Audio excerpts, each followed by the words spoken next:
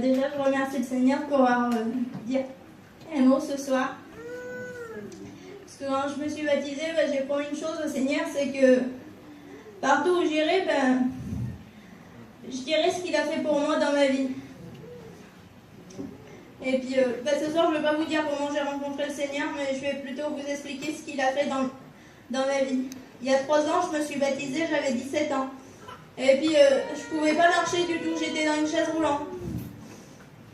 Et puis, quand j'allais à la réunion, ça peut paraître bizarre, mais j'y allais, tout le monde me disait, va à la réunion, là-bas tu pourras être guéri. Mais moi, à chaque fois que j'allais à la réunion, je ne demandais pas la guérison. Je savais que le Seigneur pouvait le faire, mais je recevais quelque chose de beaucoup plus grand. Je recevais la paix et l'amour dans mon cœur. Le Seigneur peut offrir. J'ai reçu la guérison de mon âme, la guérison de mon cœur. Premièrement. Et au début, je ne demandais pas parce que je recevais tout ce que mon âme avait besoin. Et les gens me demandent, Marika, demande d'être guérie. Je le demanderai quand Dieu voudra que je le demande. Et puis l'année dernière, j'ai commencé il y a 1 an à demander la guérison. Mais je dis, Seigneur, je veux pas que tu me guérisses d'un seul coup. Je sais que tu peux le faire, mais moi je veux pas parce que pour mon âme ça sera pas bon, parce que j'ai jamais marché de ma vie. Et d'un jour au lendemain, je marcherai normalement. Je veux pas, Seigneur, parce que je veux pas me séparer de ton amour. Et moi, j'avais peur que si je sois guérie totalement, que je laisse le Seigneur parce que j'avais jamais marché. Et l'amour qu'il m'avait donné dans mon cœur, c'était plus fort que tout. Alors j'ai dit, Seigneur, tu me guériras étape par étape. Je sais que si c'est toi qui as déposé ça dans mon cœur, quelqu'un, il dira jamais ça si c'est pas Dieu qui l'a déposé dans son cœur. D'être guéri étape par étape, tout le monde voudrait être guéri d'un seul coup. Si c'est pas Dieu qui dépose ça dans votre cœur, vous pouvez pas l'imaginer de vous-même.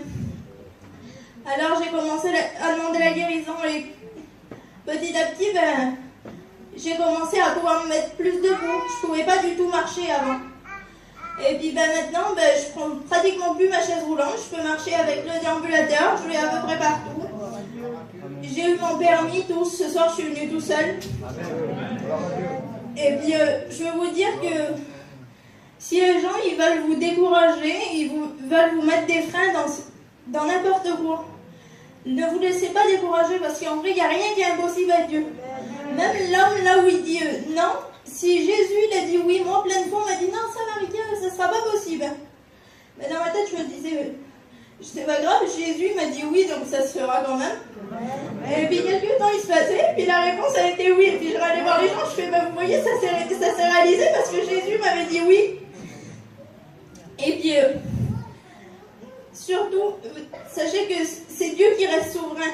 Donc peu importe la circonstance, attendez-vous à ce qu'il fasse tout dans votre vie.